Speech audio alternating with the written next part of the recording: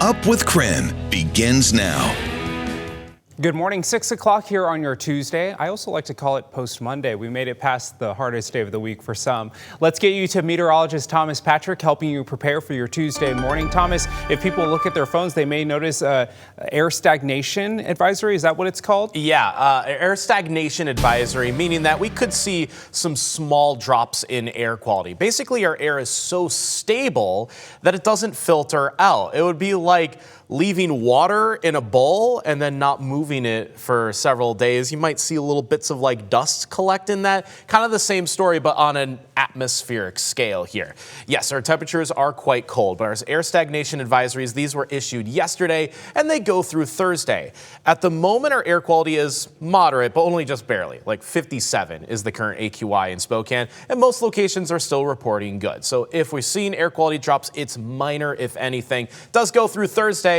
After that, we'll see kind of a refreshing air mass start to come through, but it will be rain by then, and we'll cover that extended outlook coming up. Here's a live look at the traffic impact in Spokane Valley. This is I-90 and Evergreen, where traffic is moving smoothly. Not many vehicles out on the roadways here on this Tuesday morning. No issues on the roadways either. We'll keep you updated, though, with live pictures throughout the morning here on Up with KREM. The time now is 6:02. The city of Spokane says crews will be out today removing red paint splattered on a statue of Abraham Lincoln in downtown Spokane. That's where KREM 2's Brandon T. Jones joining us now live this morning. So Brandon, this is a statue that's been the target of vandalism in the past, and you were actually standing in this spot not too long ago, right?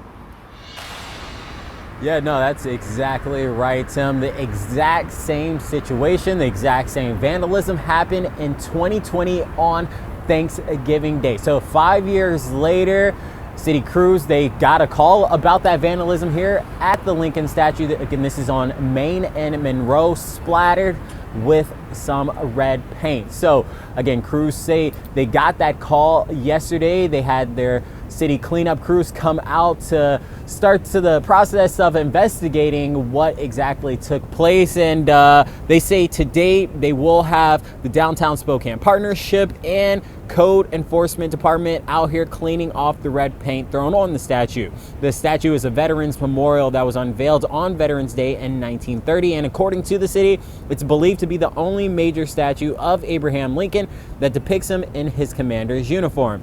Right now on your screens, video of the vandalism from 2020. Again, red paint splattered on the statue. So an identical situation 5 years later here at the Lincoln statue. At this point, a motive is unknown, but the Spokane Police Department is now investigating and asking anyone with information about the vandalism to call Crime Check at 509-456-2233. We'll keep you updated if there's any potential updates on the status of this investigation. But for now, reporting live here in downtown Spokane, Brandon T. Jones, KREM 2 News. 6:03, new this morning, the Indomitable Spirit statue was damaged sometime yesterday. This is near the Appleway Trail on University in Spokane Valley. New video into our newsroom shows the statue lying on the ground. A KREM 2 photojournalist there on scene says it looks like the driver of a car jumped the curb and hit the statue. We do have calls out to the city of Spokane Valley to find out what happened. We'll let you know as soon as we hear back. This morning, the Shoshone County Sheriff's Office remains closed and could be for another week until it fully reopens. A shooting last Friday hurt 3 people, and the shooter, 77-year-old John Drake, was shot and killed by deputies. There was a 2-hour standoff at the Sheriff's Office between law enforcement and Drake. At this time, they don't have a motive for the shooting. Right now, people living in Wallace are still processing the violence.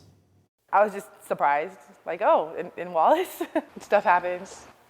You know, and it's very likely that if it just happened, that something like that's not going to happen again. I believe here, you know, if something like that happens, everybody's going to come out shooting if it's necessary. The Shoshone County Sheriff's Office says they are doing everything they can to take care of everyone.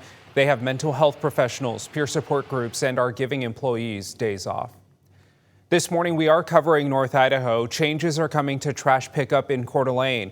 Take a look. This is the notice some customers received from Republic Services, the company who handles the city of Coeur d'Alene's garbage. They say they are ending their alley pickup services in locations that require drivers to back up onto active streets and sidewalks, citing safety concerns. So instead of putting trash in the alley, residents will have to move them to their front yards.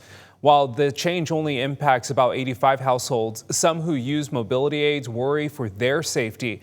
And some people don't have driveways. Some of those people who have been impacted reached out to Mayor-elect Dan Gukin, who has set up a meeting with the city administrator, attorney, and Republic Services. Right now, SpokAnimal remains closed this morning. They shared on Facebook they are still waiting for test results. They are hoping to get those results in before Thursday. The closure is because of the spread of an unknown virus that's causing pneumonia among the dogs. We do know this morning some of those dogs have shown improvements and started to eat. The countdown is on. We are just days away now from ringing in the new year. In Spokane, that means fireworks and a light show at the pavilion. Let's take it live outside now to a riverfront park and the pavilion. The city will launch the fireworks at 9 p.m. near the clock tower. That early time means the whole family can enjoy the show because it can be hard to stay up late, right? The Loop Carousel and the skate ribbon will both stay open until 10 p.m. For those who are up late, there will be a special pavilion countdown and light show leading up to midnight. Speaking of New Year's, you can celebrate with us from home if you want. We hope you'll join us for New Year's at the Needle. We'll have live coverage from the Northwest's biggest New Year's celebration at the Space Needle in Seattle. It's always an impressive show with fireworks and drones. You can watch on KREM 2 or stream live on KREM 2 Plus starting at 11:30 p.m. KREM 2 Plus is free to download and watch on your TV for free. Starting next week, the city of Spokane will start their annual curbside Christmas tree pickup. Starting January 5th, that's Monday, you can put your tree on the curb during your normal trash collection day. They'll only take trees that have a trunk smaller than 3 inches in diameter. And if your tree is over 6 feet tall, they say to cut it in half. January 16th is the last day they'll pick up trees. So if you want more information, we do have that on our website, krem.com. Time is 6:07 and it's another cold start to the day. And when you factor in the winds, feels even colder yet. Current wind chills in the teens, just like it was yesterday. So I dressed up the same as I did yesterday. Hat and gloves on my way out the door. Feels like 16 degrees in Spokane and 12 in Coeur d'Alene currently. Now we still get more sunshine in the afternoon and our temperatures are slowly on the climb. Yesterday was 32 degrees. Today I'm forecasting 36. So a bump in the right direction here. And yeah, in that sunshine, it's not too bad. And really anything above freezing feels a little better, but we will continue to have some of these very cold nights for a while. Northern Quest Resort and Casino announced it's marking its 25th anniversary with celebrations throughout 2026. The casino first opened back in December of 2000. Since then, the casino has grown to more than 500,000 square feet. And according to the Kalispel tribe, the resort generates more than $275 million for Spokane County and the surrounding areas. All year long, the resort will have experiences and special offers ranging from gaming to even hotel stays. You can see all of those offers on our website, krem.com.